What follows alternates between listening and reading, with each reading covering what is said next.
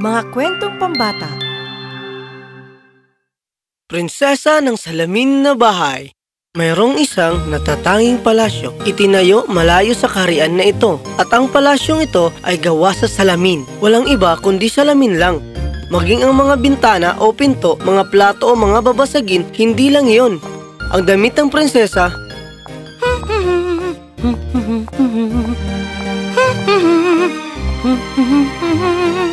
ay gawa din sa likidong salamin.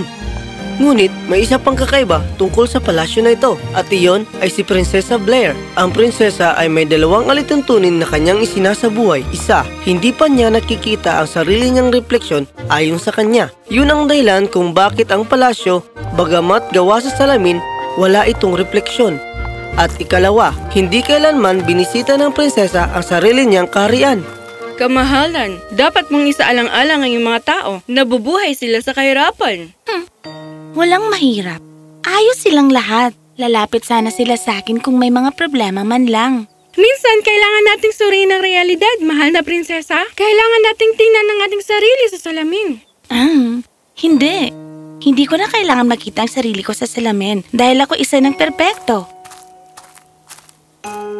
Palihim siyang sumisilip sa kanyang refleksyon, alam mo ba? Sa tingin niya tayo ay mga tanga. Ngunit ang pagkamulat ay mas malapit pa pala kay Prinsesa Blair kaysa sa nais o inaasahan nito. Kinaumagahan, Kamahalan, naabutan namin siyang nagtatago sa labas ng ating palasyo. Ay, nako! Nagtatago? Sinabi mo bang nagtatago? Ang lakas ng loob mo! Ako'y isang, turista. Ang pangalan ko ay Orion.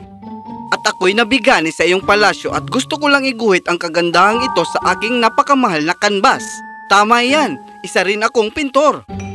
Maganda ang pagkapinta ni Orion. Yan ay, katangi-tangi. Iyong kamahalan, alam kong maintindihan mo ang tunay na sining. Ako'y isang maglalakbay. Kamahalan, kung pwede lang akong tumira sa labas ng kagandahang ito, ako'y magagalak. Nag-aatubili na pumayag si Prinsesa Blair. Hindi niya alam na ang bisita ay talagang isang magnanakaw at ang larawan ay ang blueprint ng palasyo.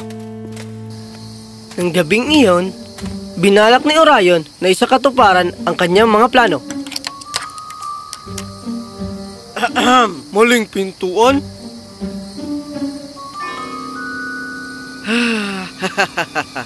Kumusta kayo dyan mga kaibigan? Ako'y alam mo na,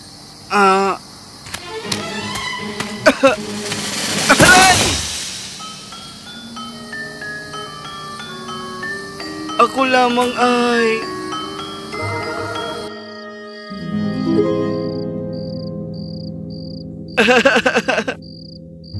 Kumusta, prinsesa? Sa nakikita mo?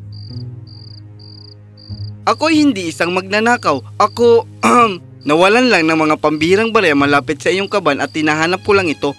Ang lahat ng ito ay isang malaking hindi pagkakaintindihan. Nawala mo ang iyong mga barya? Malapit sa kaban ng aming palasyo? Sa gitna ng gabi? Ganon? Wala ka bang moral?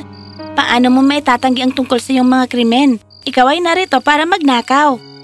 Mawalang galang na po, kamahalan. Alam ng mga karatig na kaharian na ang prinsesa na nakatira sa isang salamin na palasyo ay malayo sa naghihirap niyang kaharian. Baka hindi lang ako ang hindi umaamin dito. Ang lakas ng loob mo. Wala akong dapat aminin. Oh, kaya hindi ka rin naamin na ayaw mong umamin. Ang galing! Naniniwala ka rin ba na wala kang mga salamin sa palasyo dahil hindi mo ito kailangan? Oo naman. Humihingi kami ng paumanhin, kamahalan. Tama na. Mga bantay, itaboy ang magnanakaw na ito sa ating kaharian ngayon din. At sinunod ang utos. Ngunit hindi ito gusto ni Orion. Nakahanap siya ng daang pabalik sa kaharian at nangakong tuturuan ng leksyon ang prinsesa.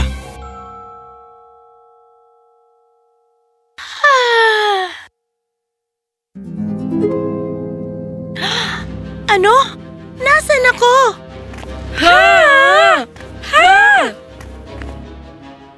Ang palasyo, prinsesa! May nagkulay sa buong palasyo ng pula. Teka, ano? Paano to nangyari?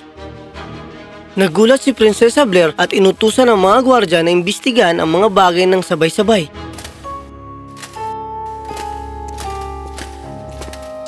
Sinubukan ng mga katulong na tanggalin ng buong puso at kaluluwa ang pintura sa salamin. Ngunit hindi ito nagtagumpay. Si Prinsesa Blair ay tahimik na natataranta. Paano ako mabubuhay dito ngayon?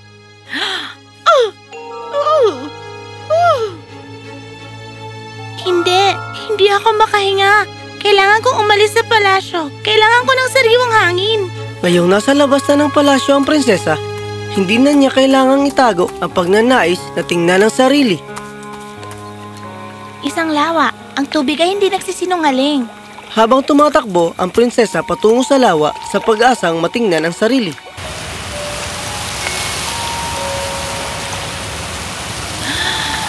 Ang lawa ay natakpan ng mga tuyong dahon. Sinubukan ng prinsesa na itabi ang mga dahon gamit ang kanyang mga kamay, ngunit binabaluktot nito ang kanyang refleksyon sa tubig.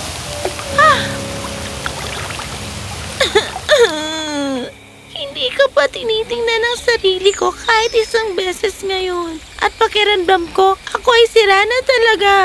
Napasag ako na parang salamin. Parang ang salamin ng aking palasyo ay katulad ng aking imahe ngayon. Habang ang prinsesa ay nagpatuloy sa kanyang pag-iyak, may dumaan na isang babae. Oh, kumusta? Okay ka lang? Ikaw ay mukhang malungkot at nawawala. Bakit hindi ka sumama sa akin at bibigyan kita ng isang basong tubig? Hindi natakot si Blair sa mapagbigay na babaeng ito dahil ito ay ang kanyang sariling kaharian. Ngunit nantig siya sa kabaitan ng estrangherong ito.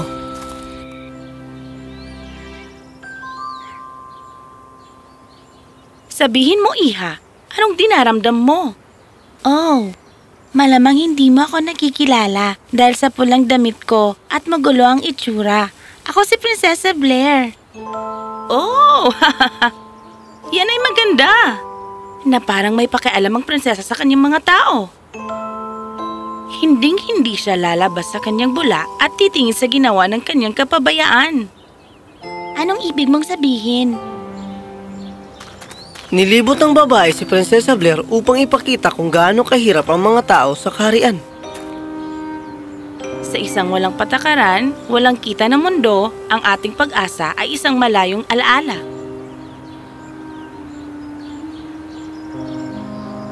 Patawad, pero paano ito naging kasalanan ng prinsesa? Ha? Napakamahal naman. Hindi na bababa presyo nito. Sige na, mahirap lang kami. Kailan kaya magbabago ang buhay natin? Napakahirap talaga ng buhay natin dito. Pero, siya ang aming pinuno, hindi ba? Walang mga regulasyon dito. Ang bigas ay para sa 2 penny sa tindahan na ito at 4 sa... Walang sino man ang sumusunod sa mga patakaran. At lahat ay hindi nasisiyahan. Kung magpasya lang siyang tingnan kami ng isang beses.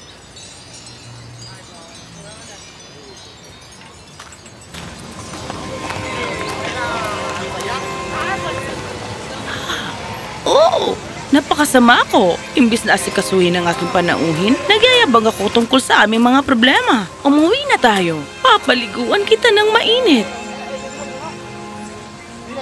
At bibigyan kita ng nakakapawing tsaa. Tumango si Prinsesa Blair. Lihim na nahihiya sa sarili.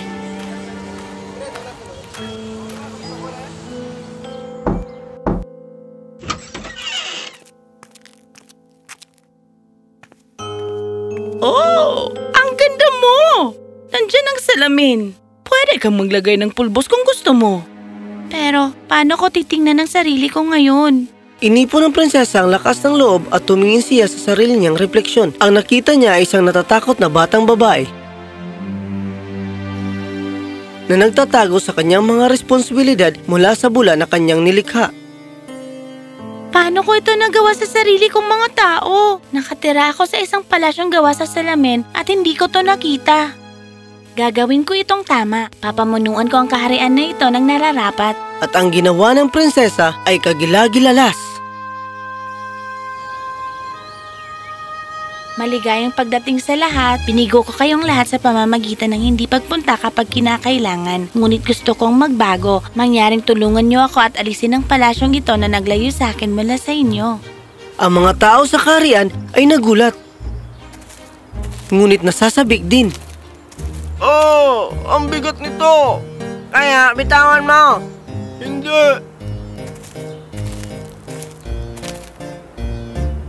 Kamahalan, saan tayo titira?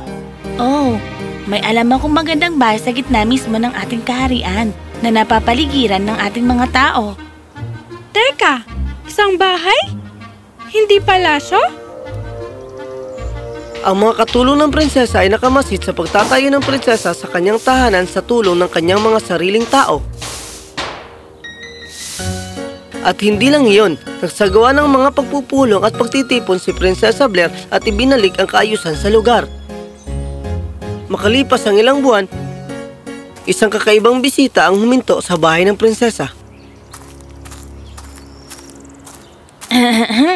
Naghahanap ba ng nawawalang barya? Oh, tila nag-iwan ako ng ilang impresyon sa iyo, kamahalan, para maalala mo ako. Ginawa mo. Alam kong pininturahan mo ang palasyo ko ng pula. Para hindi ko makita ang sarili ko at hinarangan mo rin ng lawa. Kaya, hindi mo lang sinubukang magnakaw. Pero, tumanggi ka ring tanggapin ang iyong parusa sa pagpapalayas sa kaharian. Taos-puso akong humihingi ng paumanhin, kamahalan. Ngunit paanong ayaw kong manirahan sa kaharian na pinamumunuan ng isang matalinong pinuno? Hindi uubra ang pambobola. Nakagawa ka ng krimen at mapaparusahan ka. Sa inyong awa, kamahalan. Si Orion ay inutusan na alagaan ang lahat ng mga hayop sa kaharian. At ginawa niya yun. Nang masaya.